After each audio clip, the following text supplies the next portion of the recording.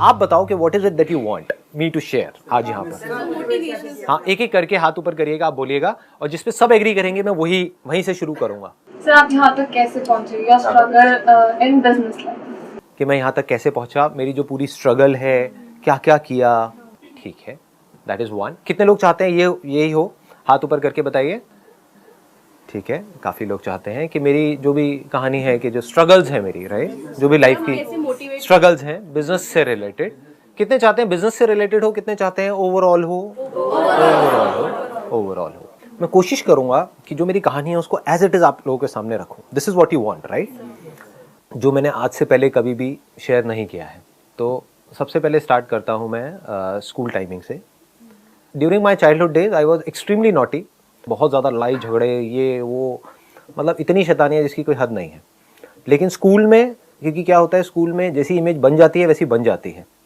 तो जिस स्कूल में मैं था 10th तक, वहाँ पे मेरी इमेज ऐसी बन गई थी कि ये बंदा बहुत ही रिजर्व्ड है और बहुत ही थका हुआ है। मतलब आज जो आप देखते हो उससे बिल्कुल ही ऑपोजिट। कोई फ्रेंड्स नहीं, ना कोई लड़का ना लड़की। एक आध कोई फ्रेंड होता था, वो भी किसी दिन अगर जैसे होता नहीं छुट्टी मार लेता है, या अगर वो मेरे से बात करना बंद कर देता था, किसी और से बात करना शुरू कर देता था, तो I used to feel insecure. अब मेरा क्या होगा? एक ही दोस्त है ले दे करके, अगर वो भी होता नहीं ग्रुप बनने लग जाते हैं। जैसे ही हमारे बीच में कोई तीसरा आता था हम दो लड़के ही थे वैसे, और कुछ भी गलत नहीं था वहां पर हाँ, लेकिन दोस्ती थी। जैसा होता है ना कि एक इनसिक्योरिटी होती है, कि मैं उस पर डिपेंड था पूरी तरीके से, कि अगर लंच ब्रेक में जाना है तो उसके साथ में जाना है, उसके साथ में हंसी मजाक। हमारी एक ट्यूनिंग थी कि मेरे जोक वो समझता था, उसके जोक मैं समझता था, ऐसे करके। मतलब हमारे कुछ कोड वर्ड्स होते थे जो हम एक दूसरे के समझते थे। जैसे बताऊं या नहीं ये बातें?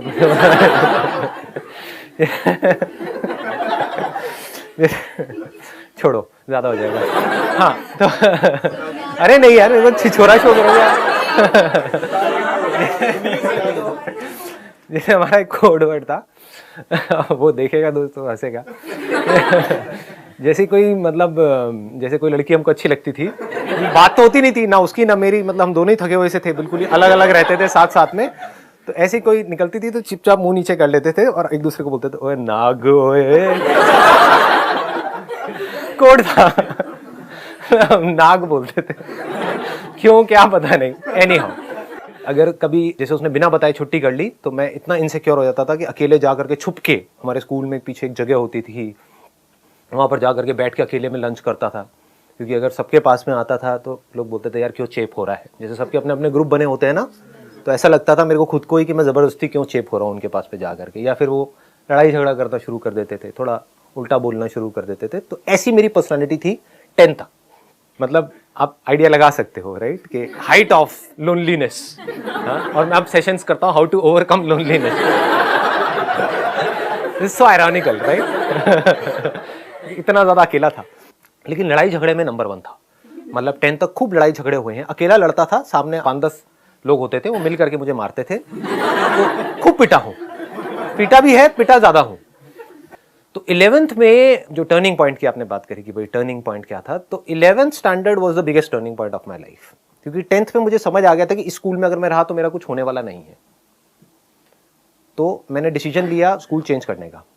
एक बड़ा मजेदार सा किस्सा है यहाँ पर, जो मुझे बाद में पता लगा था, उस टाइम नहीं पता लगा था। जब मैं एडमिशन के लिए गया था रिसेप्शन पे उस स्कूल में, तो अभी जो मेरी वाइफ है उसने मुझे देखा था और उसने मन ही मन सोचा था कि अगर ये आ गया हमारे स्कूल में तो मजा आ जाएगा।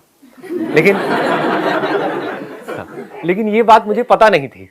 अगर पता होती तो मुझे इतनी स्ट्रगल नहीं करनी पड़ती 1-1.5 साल तक। तो ये मुझे बहुत बाद में पता लगी। तो वो हमारा पहला कांटेक्ट था, मतलब जब उसने मुझे देखा था, मैंने उसे नहीं देखा था। फिर जब मैं स्कूल में गया और मेरा पहला दिन था, तब जब मैंने भी उसे देखा तो मेरे भी अंदर से कुछ ऐसी ही फीलिंग हुई, काश के व्हाटएवर। लेकिन फिर मैंने कहा नहीं, मेरी औकात से बहुत ऊपर है तो अपनी क्योंकि मेरी जो सेल्फ एस्टीम थी वो बहुत ही लो थी। मतलब मैं खुद को इतना गया गुजरा समझता था, इतना बेवकूफ़ समझता था जिसकी कोई हद नहीं है। कि मेरी जो पॉजिटिव क्वालिटीज भी थी कुछ ना कुछ, सब में पॉजिटिव नेगेटिव होता है ना, वो भी मुझे नेगेटिव लगती थी। कि मेरे बाल अभी तो थोड़े ब्लैक से दिख रहे हैं आपको, उस टाइम पे काफ़ी ब्राउन होते थे और बड़े से ऐसे फ्लिक निकलता था ये करके, ये ऐसे ऐसे वो बड़े बड़े बाल चलते थे व्हाटएवर। तो वो भी मुझे बड़ा अजीब सा लगता था। मैं जेन्युइनली अंदर से सोचता था, जैसे स्कूल की लाइन होती थी ना वहाँ पहले वाले स्कूल में, 10 तक कि भाई मेरे बाल ब्राउन क्यों हैं, शायद इसीलिए मेरे से कोई बात नहीं करता है, कि सबके ब्लैक है मेरे ब्राउन है, मैं इतना फेयर क्यों हूँ, मैं बहुत ज़्यादा फेयर था, अभी भी हूँ, लेकिन आप लगा सकते हो आइडिया कि पहले तो और भी ज़्यादा था, तो कितना ज़्यादा होगा। तो मैं सोचता तो मैं इतना फेयर क्यों हूँ, काला क्यों नहीं हूँ। तो मैं बड़ी कोशिश करता था काला होने की, लेकिन हो नहीं पाता था, पता नहीं क्या डिफेक्ट था स्किन के अंदर या वट एवर। तो आप समझ रहे हो ना मैं क्या कह रहा हूँ, कि मेरी जो पॉजिटिव क्वालिटीज भी थी वो भी मुझे नेगेटिव लगती थी, इतनी सेल्फ एस्टीम मेरी लो थी। तो मेरे माइंड में यही आया, मैंने कहा यहाँ तो कुछ होने वाला है नहीं। But somehow or the other we became friends। 11th में 5-6 महीने तक हम फ्रेंड्स रहे थे। उसको भी मेरे ऊपर इतना ट्रस्ट था कि मैंने उसको बोला कि हाँ भाई चल बंक मारे गर्ल्स स्कूल से, तो उसने कह दिया हाँ ठीक है बंक मारते हैं। तो पहली बार क्या हुआ था कि बंक मारने के लिए मुझे लगा वो नहीं आएगी, बट वो आ गई बंक मार के स्कूल से। मैं स्कूल पहुंच गया। उस गली का नाम आज भी हमने रखा हुआ है 7 से 7:30 वाली गली। सुबह 7 से 7:30 बजे तक वो वहां पर अकेली बेचारी भटकती रही, फिर वो अपने घर चली गई। तो मतलब इतना अजीब सा एक सिचुएशन हुआ था, क्योंकि मेरे को विश्वास नहीं था, वी वर जस्ट फ्रेंड्स। तो मुझे नहीं लग रहा था कि वो आ जाएगी, लेकिन जब मुझे पता लगा तो मैंने कहा भैया ये तो मजे आ गए और क्या चाहिए। हाँ, फिर हमने इकट्ठे स्कूल से बंक मारने शुरू करे थे। अब ये मैं बता तो रहा हूँ आप लोगों को, लेकिन ये अब वैसे स्कूल से तो आप लोग निकल चुके हो। हाँ, तो जो स्कूल में है उन बच्चों को मैं कहना चाहूँगा ऐसा कुछ मत करिए प्लीज़। हाँ, तो मेरा 11th तो ऐसे ही निकला। 12th स्टैंडर्ड में क्या हुआ कि मेरे अंदर से एक पढ़ने का मेरे अंदर एक कीड़ा आ गया। मैंने बताया भी था अपने एक सेशन में, पावर ऑफ फोकस वाले सेशन में क्या हुआ था। अपने फ्रेंड के साथ में सिगरेट विगरेट बहुत पीता था, तो सुट्टा मार रहा था और ये वो बातें हुई और ऐसे करके तो अंदर से आ गया कि नहीं यार मेरे को पढ़ना है। तो उस टाइम पे फिर 12th में मैंने पूरा अपना फोकस डाल दिया पढ़ाई के ऊपर, और उसकी वजह से मेरा और इसका रिलेशन थोड़ा थोड़ा ख़राब होने लग गया। क्योंकि ये कहती कि अच्छा पढ़ाई ठीक है पढ़ लो, लेकिन ये थोड़ी कि मुझे बिल्कुल ही तुमने छोड़ दिया। तो मेरा ये था कि नहीं मुझे पढ़ना है पढ़ना है पढ़ना है। वहाँ पर भी कुछ बड़ा मज़ेदार हुआ कि ये इतना नहीं पढ़ती थी, ये अपना चिल्ड आउट रहती थी अपना लाइफ में, ठीक है। मेरे को भी कहती थी कि नहीं तुम आराम से लो ना, इतना सीरियस क्यों हो रहे हो। और मैंने बहुत सीरियस होकर के डेली पता नहीं कितने कितने घंटे पढ़ाई करी, और 12th में मेरे आए 85%, और हमारे स्कूल में टॉप किया इसने।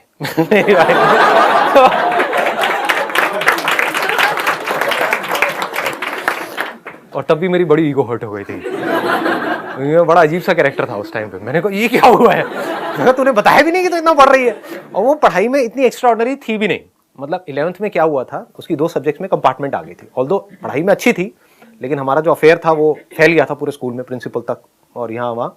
तो उन्होंने दिमाग लगाया, उनकी ये स्ट्रैटेजी थी हमारे स्कूल वालों की उधर की, कि जब भी ऐसा कुछ हो तो एक को बाहर कर दो स्कूल से, समझ गए। तो मेरे को बाहर करने की उनमें हिम्मत नहीं थी, क्योंकि मैंने एक बहुत बड़ा कांड किया था 11th स्टैंडर्ड में, तो वो पूरे स्कूल में सबको पता था। Do you want to know कि क्या कांड किया था? That was also turning point of my life. तो बता देता हूँ। उसमें क्या हुआ था कि मैं जिस स्कूल से आया था वहाँ पर इतने बड़े बच्चों को मारते नहीं थे, मतलब कि 10th 11th में नहीं मारते थे। हाँ, बचपन में तो बहुत मार खाई है, 4th 5th 6th में तो बहुत पिटाई होती थी, लेकिन 10th 11th 12th में मैंने वहाँ पर नहीं देखा था उस स्कूल में किसी को मारते हुए। लेकिन यहाँ पर नॉर्मल था कि आप 11th में हो 12th में हो, पिटाई होगी तो होगी, रोज होनी ही होनी है पिटाई। मतलब ऐसा स्कूल था, इतनी ज़्यादा यहाँ पे दहशत फैलाई हुई थी कुछ लोगों ने। उसमें से एक पीटी सर थे जो ये टिपिकल जो होते हैं। हाँ, तो अब क्या हुआ कि मेरे को आदत थी नहीं मार खाने की, क्योंकि बाहर भी मैंने बताया कि मेरे लड़ाई झगड़े बड़ी जल्दी हो जाते थे, ज़रा सा भी कुछ होता था तो मार पिटाई ये वो शुरू हो जाता था 1 मिनट के अंदर अंदर। तो यहाँ पे क्या हुआ, इनको पता नहीं था, इनको सर को, तो इनके भी अंदर कहीं ना कहीं आया होगा कि यार लड़का नया आया है, चलो इसको ठीक करते हैं, अपने सांचे में ढालते हैं। इनको पता नहीं था कि मैं ढलने वाले में से नहीं हूँ। तो अब क्या हुआ कि इन्होंने लाइन में सबको खड़ा किया, उनके हाथ में एक डंडा रहता था, अच्छा लकड़ी का मोटा सा डंडा। तो वो एक एक करके सबको मारते हुए आ रहे, जैसे हाथ आगे करो ताड़, हाथ आगे करो ताड़। मेरे पास तक पहुंचे, I was the 4th number. मैं कहा सर मारना मत प्लीज़, बात कर लो जो करनी है, मारना मत। मार वार खाने की मेरी आदत नहीं है, मतलब बचपन में बहुत पिटाई हुई है तो मेरे अंदर मैं बहुत भरा हुआ हूँ। अगर आपने मारा तो कुछ भी हो सकता है व्हाटएवर। तो उन्होंने कहा अच्छा तू धमकी दे रहा है मेरे को। तो उन्होंने लिया, बाकी सबके तो यहाँ मार रहे थे, मेरे डंडा लेकर के पीछे या पैर के पीछे काव्स के ऊपर खींच करके मारा। मतलब वो सूज गया था करीबन 10-15 दिन तक के लिए, तो अच्छे तरीके से मैं वहीं पे गिर गया। मतलब इतनी तेज पड़ा था कि मैं वहीं गिर गया। फिर मैं खड़ा हुआ, तो फिल्में देखी थी। खड़ा हुआ, मैं कहा सर मारा क्यों आपने? मैंने कहा था ना मत मारना, मारा क्यों? तो उस बंदे को पता नहीं था कि ये बंदा मतलब इस हद तक चला जाएगा। तो उन्होंने कहा अच्छा तू धमकी दे रहा है मेरे को। उन्होंने खींच के थप्पड़ मारा मेरे यहाँ, मतलब अच्छे तरीके से घुमा के। और फिर जैसे होता है ना, कुछ देर के लिए तो तारे नजर आ जाते हैं दिल में। हाँ, एकदम से कुछ समझ नहीं आया क्या हुआ है, लेकिन फिर जैसे ही थप्पड़ पड़ा मैंने कहा नहीं ये ज़्यादा हो गया है, मतलब जब थप्पड़ पड़ा तो फिर मैंने अपनी टाई ढीली करी, मैंने कहा मार तू तू पे आ गया था। मैंने कहा ये तो ज़्यादा ही हो गया है, मतलब एक मारा दो मारा, मतलब ये क्या क्या बदतमीजी हो रही है। मैंने कहा मार आज कितना मारता है। टाई ढीली करी, शर्ट बाहर निकाली, शर्ट के ऐसे करके हल्के से बटन फाड़े, मार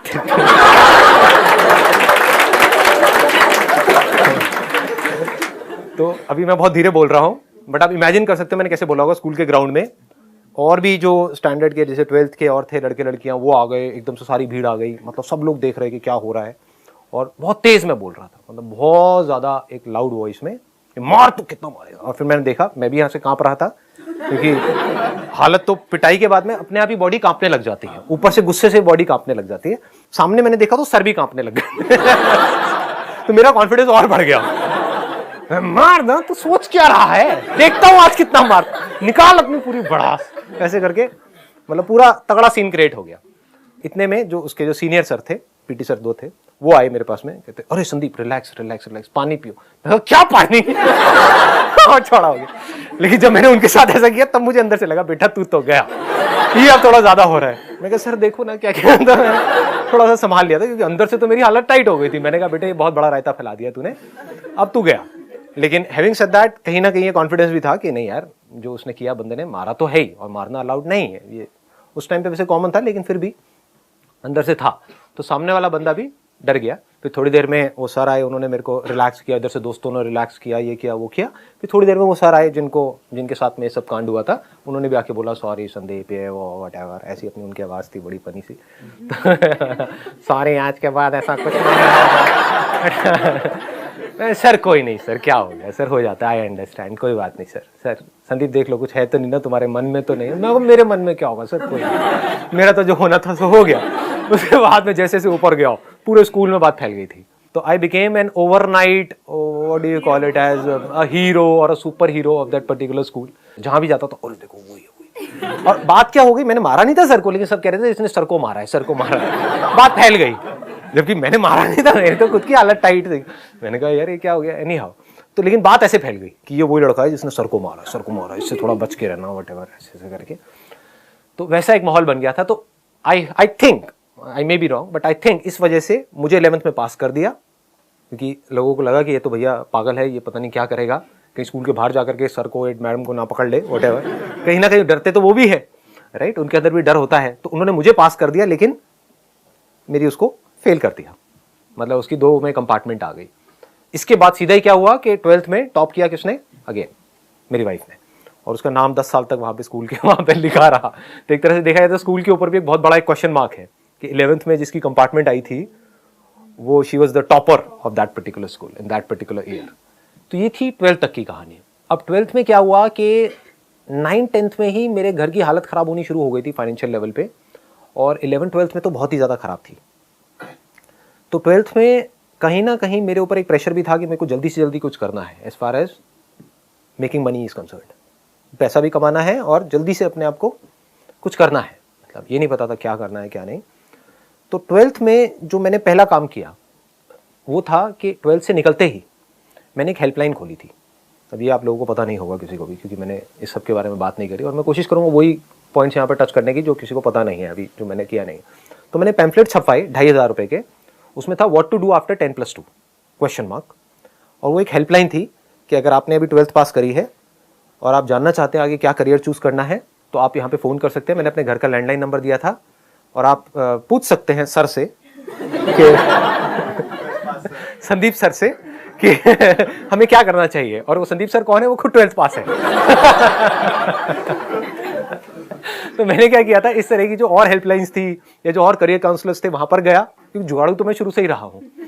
तो वहां पर गया, उनसे जा करके सारी इंफॉर्मेशन ले ली, वो लिख लिया, सारा बना लिया, अच्छे से रट लिया। तो कोई भी फोन आता था तो बड़े कॉन्फिडेंस से बात करता था। लेकिन कई बार हो जाता था वो एंड में पूछते थे सर आपने क्या किया, आपको इतनी नॉलेज है। मैंने कहा अभी 12th के एग्जाम दिए उसके बाद बड़ी गालियां पड़ती थी, क्योंकि मैं झूठ नहीं बोल सकता। मतलब अगर कोई पूछेगा तो मेरे को सच बोलना है, घुमा फिरा करके नहीं, सीधा बोल देता था। लेकिन हुआ क्या, यहाँ पे 2500 रुपये मैंने लगाए थे। इसका बिजनेस मॉडल मेरा ये था, आइडिया ये था कि यहाँ से मैंने एक इंस्टीट्यूट में टाइप कर लिया। एक इंस्टीट्यूट मैंने ज्वाइन किया था NIS के नाम से, national institute of sales and marketing. अब मुझे पता नहीं वो है या नहीं है। मुझे था कि जल्दी कुछ करना है, मेरे अंदर पेशेंस नहीं है शुरू से ही, पता नहीं क्यों। मतलब जैसे लोगों में होता है ना, बड़ा पेशेंस होता है कि मैं पहले 3-4 साल तक ये पढ़ूंगा, फिर मैं ये करूंगा, फिर मैं ये, मेरा होता है कि नहीं अभी करना है।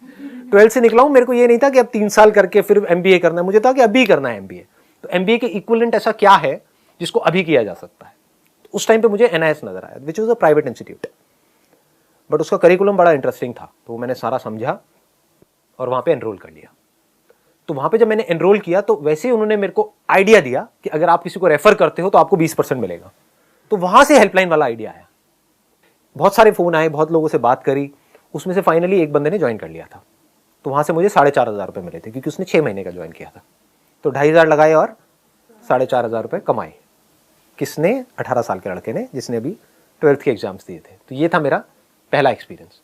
अब इसको क्या होता है, हम लाइफ में क्या करते हैं, हमेशा इमीडिएटली देखते हैं चीजों को कि इसका मुझे क्या फायदा है, क्या नुकसान है। तो आप क्या कहोगे, अच्छा इसमें इसका मतलब 2,500 लगाए और 4,500 रुपये आए, मतलब 2,000 रुपये कमाए। 2,000 नहीं कमाए, यहां से मैंने एक एक्सपीरियंस कमाया। उस एक्सपीरियंस की क्या वैल्यू है? दैट इज सो प्रेशियस, जिसकी कोई लिमिट ही नहीं है। बात करना आ गया ना लोगों से, कॉन्फिडेंस बढ़ गया ना। सोचो मेरा कॉन्फिडेंस कितना बढ़ गया होगा उस टाइम पे कि 12th में हूं और 12th वालों को ही बता रहा हूं। मतलब एक अलग ही किक आती है ऐसी हरकतें करते हैं। समझ रहे हो ना?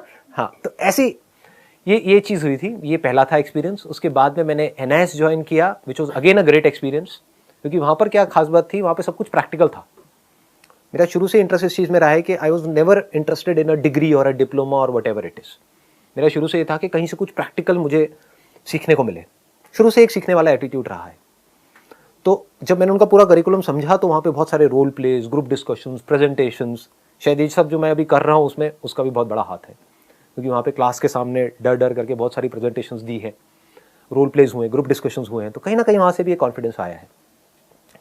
तो वो जो मैंने किया 1 साल तक, वो मेरे को अगेन बहुत हेल्प किया। उसको भी मैंने शायद बीच में छोड़ दिया था, हाँ शायद नहीं, पक्का बीच में छोड़ दिया था। मतलब मेरा पता नहीं, शुरू से ये रहा है कि मैं कोई भी चीज़ करता हूं तो उसको पूरा कंप्लीट नहीं करता हूं। 1 साल का था, बाकी सबने पूरा किया, 1 महीना पहले मैंने उसको छोड़ दिया। क्यों छोड़ दिया? मैंने कहा नहीं, मज़ा नहीं आ रहा। जबकि बाकी सबका एटीट्यूड क्या था, क्योंकि वो सब कर रहे थे डिप्लोमा के लिए कि चलिए यार कंप्लीट करते हैं, कभी फ्यूचर में जॉब करनी पड़ी तो काम आएगा। मेरा ऐसा माइंडसेट था ही नहीं। मैंने कहा मेरे को सीखना था, जो सीख लिया, अब आगे आने वाले 1 महीने में कुछ नहीं है, तो 11 महीने में छोड़ दिया। ऐसे ही I was in Kirorimal college, क्योंकि वहाँ पर बहुत ज़्यादा अटेंडेंस का पंगा नहीं था।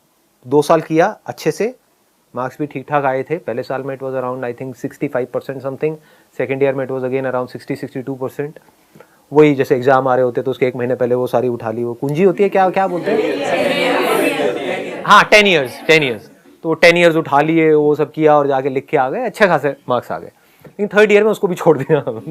पता नहीं क्यों छोड़ दिया। तो मैं आपको ये नहीं कह रहा कि आपको भी यही करना चाहिए, बट स्वभाव मेरे अंदर से आता था कि नहीं यार, अब इसमें कुछ पढ़ा नहीं है, कि इसमें अब कुछ नजर नहीं आ रहा है, तो I used to just leave it. इसके अलावा मैं एक बार जॉब के लिए, मैं बस एक ही बार इंटरव्यू के लिए गया था अपने एक दोस्त के साथ में, वो भी मजे में। वो जा रहा था तो मैंने कहा चल यार मैं भी चलता हूँ। एक दिल्ली गुड़गांव रोड के ऊपर एक रेडिसन होटल है, वहाँ पर उस टाइम पे कुछ कॉल सेंटर्स के लिए इंटरव्यूज चल रहे थे। उस टाइम पे नया नया ये BPO कॉल सेंटर्स ये नया नया शुरू हुआ था, अराउंड 20-21 ईयर्स बैक। तो मैं गया, वहाँ पे 5-6 राउंड थे और मैं शायद 3रे राउंड तक पहुँचा था, फिर बाहर हो गया, वट एवर। तो आई एम सो ग्लैड कि नहीं हुआ मेरा, नहीं तो पता नहीं मैं क्या कर रहा होता। क्योंकि क्या होता है कि एक बार आदमी अगर कंफर्ट जोन में चला जाए, एक बार अगर मेरे को लत लग जाती एक 18-19 साल के लड़के को, क्योंकि बाकी मैंने अपने दोस्तों के साथ में होते हुए देखा है कि एक बार वहां से पैसा आने लग जाता है 10-15 हज़ार रुपए, तो फिर वहां से निकलना is almost next to impossible, क्योंकि एक रूटीन बन जाता है। तो ये मेरा पहला और आखिरी अटेम्प्ट था जॉब से रिलेटेड, गया और नहीं हुआ। इसके अलावा और कहीं से मुझे जॉब मिले ऐसा कोई रास्ता, मैंने ऐसा कोई दरवाजा खुला छोड़ा ही नहीं था। जब डिग्री नहीं, डिप्लोमा नहीं, तो 12वीं पास को कोई क्या नौकरी देगा। तो कहने का मतलब है दरवाजे सारे बंद हुए पड़े थे। 12th के बाद ही, जस्ट बाद में ही, मतलब कहने का है मैं बहुत कुछ एक साथ कर रहा था। 12th के जस्ट बाद में ही मैंने एक multi level marketing company join करी थी, और वहां पर मैंने बताया भी ऐसे एक्सपीरियंस के बारे में पहले, तो ज़्यादा डिटेल में नहीं बताऊंगा, शॉर्ट में बोल के आगे बढ़ जाऊंगा। वहां पर स्टेज पे देखा लोगों को बोलते हुए, प्रेजेंटेशंस देते हुए, तो कहीं ना कहीं शायद तभी से मेरे अंदर ये डिजायर आ गया था कि मुझे भी कभी कुछ ऐसा करना है। तो ये जो अभी हो रहा है उसमें कहीं ना कहीं वो भी सीड है। I used to sit in an audience of around say 300 people, 500, 1000 people, and used to see somebody talking about something on stage कि ये वो वट और प्लस पैसे के मामले में भी दिमाग वहाँ से खुल गया था। 20-21 साल के लड़कों से मैं मिल रहा था वहाँ पे, मतलब होता था ना, एक अपलाइन होती थी, डाउन लाइन होती थी, वट जिनको पता है मल्टी लेवल मार्केटिंग के बारे में, तो वो मिलवाते थे कि देखो ये तुम्हारे जैसा ही है। तो कहीं ना कहीं दिमाग में ये आ गया था कि मैं भी कर सकता हूँ। सो ये आना बहुत ज़रूरी होता है, क्योंकि जहाँ मैं ये सोच रहा था कि कहीं से 10-15 हज़ार रुपये भी आ जाए तो बहुत है, जहाँ ये सोच थी वहाँ पर ये आ गया था कि हाँ 1-1.5 लाख रुपये कोई बड़ी बात नहीं है, कमा लूँगा, ऐसे कमा लूँगा। तो वो किया, लेकिन वहाँ पर फेल हो गया। वहाँ पर एक बंदे को मैंने अपने साथ में ज्वाइन कराया था, उसके बाद में घर वालों ने इधर उधर बड़ी धजिया उड़ाई थी कि भाई वटेवर, क्योंकि बातें बड़ी बड़ी कर दी थी मैंने ऑलरेडी, और बहुत ज़्यादा बड़े लेवल पे करी थी, स्पेशली अपने रिलेटिव्स के साथ में। जो मतलब यहाँ से मैंने ये सीखा है, और अगर आप मेरे से जानना चाहो तो कभी भी अपने से जो बड़े हैं उनसे ज़्यादा बड़ी बातें मत करो, क्योंकि वो बहुत लेते हैं। उनको आप माँ बहन की गालियाँ दे करके चुप नहीं करा सकते ना, जो रिलेटिव्स हैं, तो वहाँ पर चुप ही रहो। तो वो किया। उसके बाद में साथ में KM के अंदर, दैट इज़ केरोड़ी मल कॉलेज, जहाँ पर मैं था, वहाँ पे कुछ फैशन शोज़ करे एज अ मॉडल। ये KM में साथ में चल रहा था मॉडलिंग का, उधर से मल्टी लेवल मार्केटिंग चल रही थी। मल्टी लेवल मार्केटिंग कंपनी से जब मैं निकला, उसका नाम नहीं बताऊंगा, लेकिन जब उस कंपनी से निकला at the age of 18 years, तो वहाँ पर एक लिक्विड सोप करके एक प्रोडक्ट होता था। तो मेरे माइंड में आया कि यार मैं खुद ही बना दूंगा लिक्विड सोप, क्या बड़ी बात है। मतलब वो 400-500 रुपये का था वो लिक्विड सोप की जो डब्बा था, तो मैंने खुद अपनी एक लिक्विड सोप मैन्युफैक्चर करी in the range of around 10-15 रुपये की रेंज में, जिसकी कॉस्ट मुझे आती थी 5 रुपये के आसपास। तो दिल्ली में एक जगह है घंटा घर करके, तो मैं वहाँ पर गया।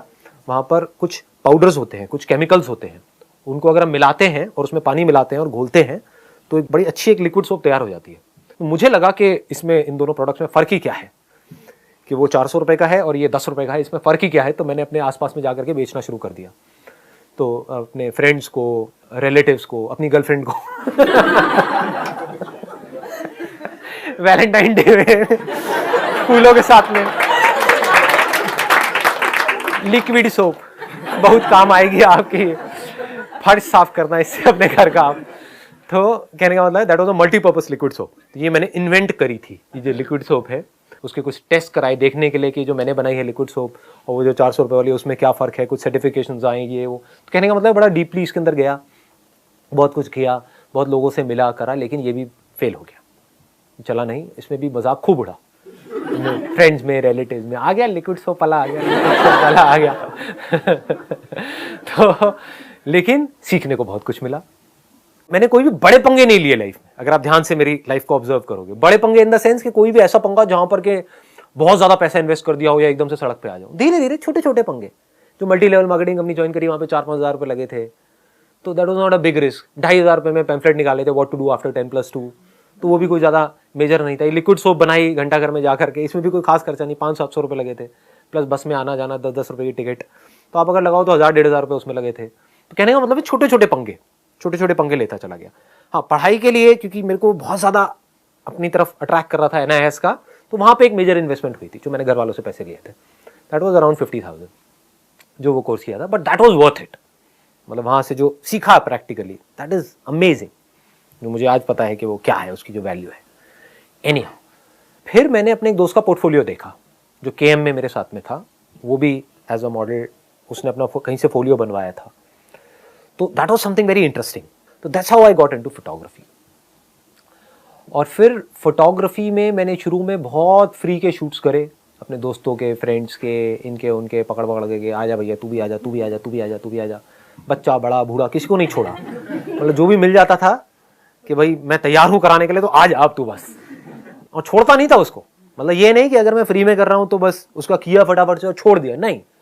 मतलब अगर वो सुबह आया है मेरे पास में, जब तक वो रो नहीं पड़ेगा, मतलब जब तक शाम नहीं हो जाएगी, शाम भी क्या, रात नहीं हो जाएगी, शाम इज अ रॉन्ग वर्ड, रात नहीं हो जाएगी, क्योंकि शाम तक भी क्या होता था, हल्की हल्की लाइट आ रही होती थी।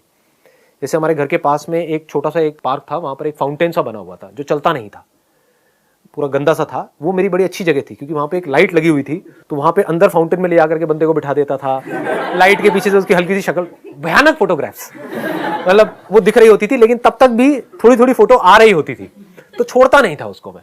मतलब सुबह बुलाता था और शाम तक लगा रहता था। कहने का मतलब था I was too passionate about what I was doing photography, and I was making close to around 25,000-30,000 rupees in a month. मतलब नेट आप कह सकते हो 20-25 हज़ार रुपये यहाँ से फोटोग्राफी से कमा रहा था, इतना काम चल गया था। फिर उसके बाद में एक और मल्टी लेवल मार्केटिंग कंपनी आई, वो मेरा एक फ्रेंड आया, उसके साथ में मैं गया, कहीं ना कहीं कीड़ा तो था ही। वो थोड़ा और बड़े लेवल की थी, वो बंद हो गई थी, उसका नाम मैं ले सकता हूँ, जापान लाइफ नाम से थी। तो वो उस टाइम पे बहुत चलती थी, मतलब वहाँ पे ज्वाइनिंग जो थी दैट वाज अराउंड 70,000 रुपीज़ की ज्वाइनिंग, और वहाँ पे गेम भी बहुत बड़ा था, मतलब इट वाज लाइक बहुत बड़े लेवल पे थी वो जो कंपनी थी। तो फिर मेरे पास में इतने पैसे नहीं थे, तो उसमें से कुछ पैसा तो जो बंदा मेरे को ले करके गया था उसने डाले, कुछ मैंने अपना कैमरा बेचा, थोड़ा बहुत इधर उधर से पैसा लिया, ये लिया वो गया करके उस कंपनी के अंदर घुस गया। वहाँ पर 11 महीने के अंदर अंदर मैं एक ऐसे लेवल पे आ गया जिसको बोलते हैं डायरेक्ट डिस्ट्रीब्यूटर, मतलब डीडी एक लेवल होता है, वहाँ पे लेवल्स होते हैं। तो मेरा एक नेटवर्क बन गया था करीबन 125 लोगों का, and I was making close to around 1 से 1.25 लाख रुपए महीने का at the age of 20 years. लेकिन अंदर से आया कि नहीं, अपनी खुद की कंपनी खोलनी मल्टी लेवल मार्केटिंग कंपनी, तो मैंने वहाँ से रिज़ाइन कर दिया। तो इस डिसीजन को सुन करके घर वाले थोड़ा घबरा भी गए थे। सबकी सजेशन यही थी कि इतनी आफत क्या है, 4-5 महीने बाद कर दियो रिज़ाइन, समझ रहे हो ना, कि मतलब इतना काम किया है तो 11 महीने में रिज़ाइन करने की क्या ज़रूरत है, मतलब you can wait for another 5-6 months, तो 6-7 लाख रुपए वहाँ से आ जाएगा, तो कुछ होगा पैसा, फिर रिज़ाइन कर दियो। मैं कहा नहीं, अब मेरे अंदर से आ रहा है कि मुझे तो अब यहाँ पर मज़ा नहीं आ रहा है, there is nothing more here, यहाँ पर जो मुझे नहीं लग रहा कि यहाँ पे कुछ और हो सकता है। तो वहाँ से रिज़ाइन किया और फिर अपनी एक मल्टी लेवल मार्केटिंग कंपनी खोली 3 लोगों के साथ पार्टनरशिप में। सेल वाइज देखा जाए तो बहुत सक्सेसफुल हुई वो कंपनी, लेकिन जब वो कंपनी बंद हुई तो मेरे हाथ में 1 रुपये भी नहीं आया, जो लगाया था वो भी गया, because of some differences in the partnership which I don't want to disclose here. उसके बाद में मैंने वहाँ से जब निकला तो मैंने अपनी बुक लिखी नेटवर्क मार्केटिंग के ऊपर, वो आपने देखा होगा सेमिनार के अंदर, उल्टी किताब, वो भी फ्लॉप हो गई, उसका भी कुछ नहीं हुआ। फिर वापस से मेरा एक बहुत पुराना एक फ्रेंड है, अपना कहीं से फोलियो बनवा करके लाया, तो उसका मैंने फोलियो देखा करा, तो वापस से याद आया कि अरे मैं तो फोटोग्राफर हूँ मैं बैठ करके दुखी क्यों हो रहा हूँ। फिर मैंने वापस से कैमरा खरीदा और वापस से कुछ लाइट्स वगैरह खरीदी, और बेसिक ही अपने घर में ही, अपने कमरे में, टॉप फ्लोर पे मेरा एक कमरा था, उसी में मैंने सारे बेड हटा के और हल्का सा बैकग्राउंड लगाया, 2 लाइटें लगाई और कैमरा लिया और शुरू। तो वापस से I started making 30-40,000 rupees a month. लेकिन फिर उसमें एक लेवल पे आकर के अटक गया, तो फिर उसके बाद में मैंने वर्ल्ड रिकॉर्ड के लिए ट्राई किया और वर्ल्ड रिकॉर्ड बन गया फोटोग्राफी के अंदर। उसको मैं बहुत ज़्यादा डिटेल में नहीं बताऊंगा क्योंकि वो मैं आई थिंक बता चुका हूँ लास्ट लाइफ चेंजिंग सेमिनार में, तो मैं वहाँ से आगे बढ़ जाता हूँ। And I became the busiest photographer, I will not से द बेस्ट फोटोग्राफर क्योंकि मेरे से बहुत अच्छे फोटोग्राफर्स बैठे थे वहाँ पर, but I became the busiest photographer in terms of the number of portfolios that I was doing. मतलब बहुत सक्सेसफुल हो गया वहाँ से, और आप कह सकते हो बहुत ही कम टाइम में बहुत तेज़ी से वहाँ पे मैं ग्रो करता चला गया। लेकिन फिर अंदर से आया कि नहीं, अब ये मज़ा नहीं आ रहा है ना। जब पीक पे था वो काम, मतलब उससे बेटर कुछ हो नहीं सकता। दिल्ली के आप कह सकते हो we were the top agency in Delhi, तो that was again a big shock for everybody. ये क्या बदतमीजी है ये काम जहाँ पर इतना कुछ आ रहा है। तो ऐसे ही मेरे डिसीजंस होते हैं, मतलब ओवरनाइट मैंने कहा कि नहीं ये बंद हो रहा है, तो वो बंद कर दिया, स्टॉक शूट करने शुरू कर दिया। इमेजेस बाजार के ऊपर काम शुरू हो गया था in the year 2005। This was again a turning point of my life, क्योंकि अगर ये नहीं करता तो आज भी मैं फोलियो शूट कर रहा होता, जहाँ पे पैसा तो बहुत आ रहा होता लेकिन अंदर से सेटिस्फैक्शन जीरो होती लाइफ में। तो वहीं पे मैंने कॉल ले लिया कि आज के बाद हम मॉडल से 1 रुपये भी नहीं लेंगे, कोई पोर्टफोलियो नहीं होंगे हमारे यहाँ पे, कोई पैसा नहीं लेंगे, कुछ नहीं, स्टॉक शूट करेंगे। वो आइडिया कैसे आया था क्या था वो मैं पहले अपने सेशंस में बता चुका हूँ। फिर उसके बाद 2005 में काम शुरू हुआ, 2006 में लॉन्च हुई जो वेबसाइट है हमारी, and it was a big disaster. वो बुरी तरह से फेल हो गई, वहाँ पे कुछ नहीं हो रहा था कुछ महीनों तक, 6-7 महीने तक। क्यों? क्योंकि आईटी की मेरे को नॉलेज नहीं थी। फिर उसके बाद में मैंने खुद डीपली समझा सारा कि भाई ये क्या होता है, कैसे डेटाबेस डिज़ाइन होता है, कैसे क्वेरीज बनती हैं, क्या लैग्स हैं, क्या बग्स हैं, क्या है सॉफ्टवेयर में, हार्डवेयर में, ये वो सारा समझा। साइट को पूरी तरह से रिवैम्प किया, साइट ठीक हुई, and then there was no looking back. वहाँ से फिर इमेजेस बाजार आगे बढ़ता ही चला गया, and it became a huge success. We are the largest company in the world as far as Indian content is concern, Indian videos, Indian images. तो ये है अजीब व गरीब सी कहानी मेरी चलिए, wish you all the very best, thank you so much.